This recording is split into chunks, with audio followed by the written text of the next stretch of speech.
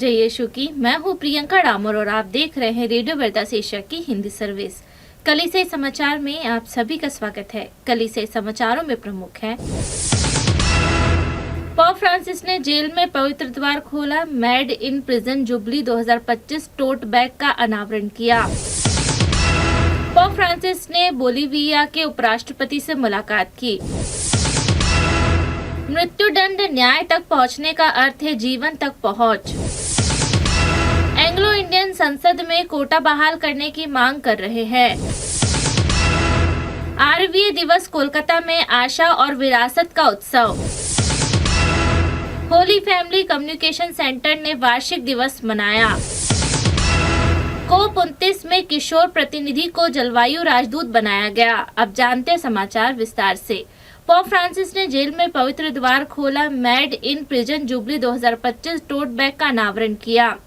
Pope Francis ने 26 दिसंबर को रोम के रिबिया जेल में पवित्र द्वार खोलकर एकजुटता का ऐतिहासिक संकेत देंगे, जो जुबली इतिहास में एक महत्वपूर्ण क्षण होगा। यह पहल, जिसकी घोषणा आर्चबिशप रीनो फिसिचेला डिकास्ट्री फॉर इवेंजलाइजेशन के प्रो प्रीफेक्ट द्वारा की गई है, दुनिया भर में कैदियों तक पहुंचने के लिए क्षमा, बहाली और आशा के लिए पोप के आह्वान का प्रतीक है। जुबली के आशा के संकेत के हिस्से के रूप में महिला जेल कैदी जुबली 2025 के लिए आधिकारिक टोट बैग तैयार कर रही है। ये बैग, जिन पर मेड इन प्रिजन का टैग लगा है, रिसाइकल की गई सामग्रियों से बनाए गए हैं, जिनमें असाधारण जुबली ऑफ मर्सी 2016 के कपड़े भी शामिल है।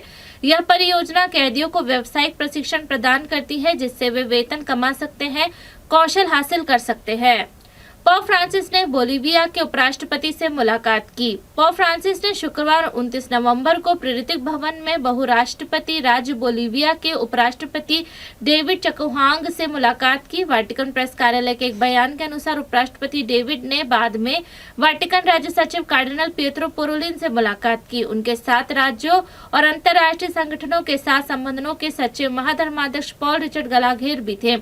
बयान में कहा गया, राज्य सचिवालय में सौहार्दपूर्ण बातचीत के दौरान परम धर्मपीठी बोलीविया और स्थानीय कलीसिया के बीच अच्छे संबंधों पर प्रकाश डाला गया, जिसमें बोलीविया के समाज में कलीसिया के योगदान पर विशेष ध्यान दिया गया। साथ ही कहा गया, बातचीत में देश की राजनीतिक और सामाजिक आर्थिक स्थिति के विभिन्न पहलुओं पर भी चर्चा की गई। मृत्युदंड न्याय तक पहुंचने का अर्थ है जीवन तक पहुंच।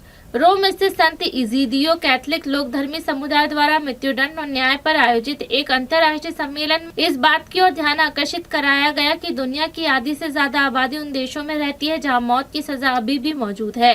सम्मेलन में राज्य स्वीकृति प्राणदंड की सजा को समाप्त करने का आह्वान किया गया। दुनिया की आधी से अधिक आबादी उन देशों में रहती है जहां मृत्युदंड अभी भी मौजूद है, जिनमें ईरान, संयुक्त राज्य अमेरिका, चीन और सऊदी अरब शामिल है। अमेरिका में 6 जनवरी से पहले मृत्युदंड पाए गए 2100 से अधिक अमेरिकी को माफ करने हेतु दबाव जारी है। मानवाधिकार कार्यकर्ता राष्ट्रपति जो बाइडेन से 44 संघीय मौत की सजा वाले कैदियों को माफ करने के लिए राष्ट्रपति के क्षमादान शक्तियों का उपयोग करने का आह्वान कर रहे हैं। यह इसलिए कि डोनाल्ड ट्रंप के शपथ ग्रहण लेने पर फांसी का खतरा है, क्योंकि नवनिर्वाचित राष्ट्रपति द्वारा किए गए वादों में से यह एक है कि वह संघीय मृत्युदंड पर शेष लोगों को फांसी देंगे। एंग्लो इंडियन संसद में कोटा बहाल करने की मांग कर रहे हैं। एंग्लो इंडियन ने संसद और राज्य विधानसभाओं में विशेष प्रतिनिधित्व से वंचित किए जाने के खिलाफ 28 नवंबर को राष्ट्रीय राजधानी नई दिल्ली में एक विरोध रैली आयोजित की, जिससे वे अपने समुदाय के साथ अन्याय कहते हैं। देश भर से 17 से अधिक एंग्लो इंडियन संघों ने रैली में भाग लिया, जिसमें संसदीय कोटा बहाल करने की मांग की गई, जिसे 2020 में प्रधानमंत्री नरेंद्र मोदी के नेतृत्व वाली संघीय सरकार ने समाप्त कर दिया था। एंग्लो इंडियन समुदाय देश में जन्मे या रहने वाले ब्रिटिश मूल के लोगों को 1950 में एक संवैधानिक प्रावधान के माध्यम से विशेष प्रतिनिधित्व प्रदान किया गया था, जब भारत एक गणतंत्र बना था। इस प्रावधान के तहत मुख्य रूप से ईसाई समुदाय के सदस्यों को भारतीय संसद में 2 सीटें और 13 राज्य विधानसभाओं में से एक सीट पर मनोनीत किया जा सकता था, जहां उनकी अच्छी खासी उपस्थिति थी। आरवीए दिवस कोलकाता में आशा और विरासत का उत्सव। बंगाली सेवा कोलकाता केंद्र के लिए आरवीए दिवस 22 नवंबर को दिशारी पास्टोरल केंद्र बुरेपुर में भव्यता और हार्दिक उत्साह के साथ मनाया गया। इस जीवंत कार्यक्रम में मुर्शिदाबाद, नदिया, मालदा, वर्धमान, बरभूमि, बांकुरा और दक्षिण और उत्तर 24 पल्लियों सहित पश्चिम बंगाल के विभिन्न क्षेत्रों से लगभग 100 प्रतिभागियों ने हिस्सा लिया। प्रशंसा आशा के शब्द हो थीम पर आधारित कार्यक्रम में आशावाद और समुदाय की भावनाओं को समाहित किया गया, जो आरवीए बंगाली सेवा को परिभाषित करता है। दिन की कार्यवाही में मुख्य अतिथि के रूप में आरवीए बंगाली सेवा के अध्यक्ष बिशप श्यामलाल बोस की उपस्थिति ने शोभा बढ़ाई। होली चाइल्ड स्कूल के पूर्व छात्रों द्वारा मनमोहक नृत्य प्रदर्शन के साथ उनका स्वागत किया गया, जिसने उत्सव की शुरुआत की। बिशप बोस ने डॉक्टर रामेन मजुमदार और सिस्टर सोफिया सहित सम्मानित गणमान्य व्यक्तियों के साथ मिलकर आशा और प्रेरणा का प्रतीक दीप प्रज्वलित किया। बिशप के नेतृत्व में एक प्रार्थना ने आध्यात्मिक और उत्थानशील माहौल को बढ़ावा दिया।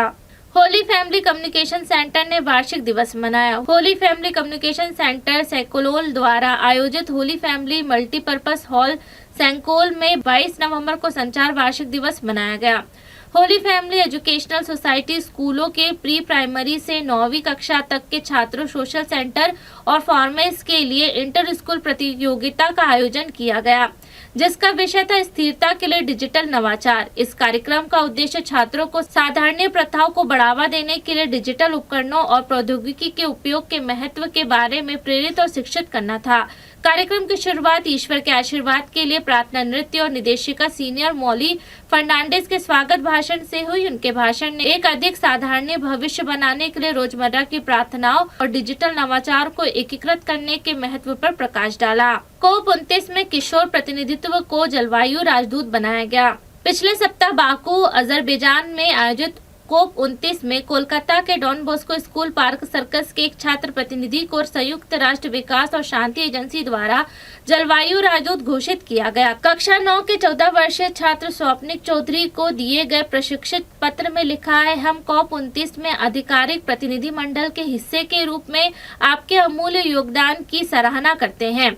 आपके प्रयासों को सचिवालय द्वारा मान्यता दी गई है और हम जिम्मेदार प्रबंधन, समर्पित वकालत और UNFCCC और UNSDG लक्ष्यों के साथ संरेखण के माध्यम से जलवायु परिवर्तन को कम करने की आपकी प्रतिबद्धता की सराहना करते हैं। आपकी भागीदारिता प्रभावशील और टिकाऊ परिवर्तन को आगे बढ़ाने के लिए आवश्यक वैश्विक सहयोग की भावना का उदाहरण है। प्रशिक्षित पत्र पर UNADAP के कार्यकारी निदेशक डॉक्टर डोमिनिक F डिक्सन के हस्ताक्षर है। इसी के साथ कलीसिया समाचार समाप्त हुए। अगली बार फिर मुलाकात होगी नई खबरों के साथ। नमस्कार।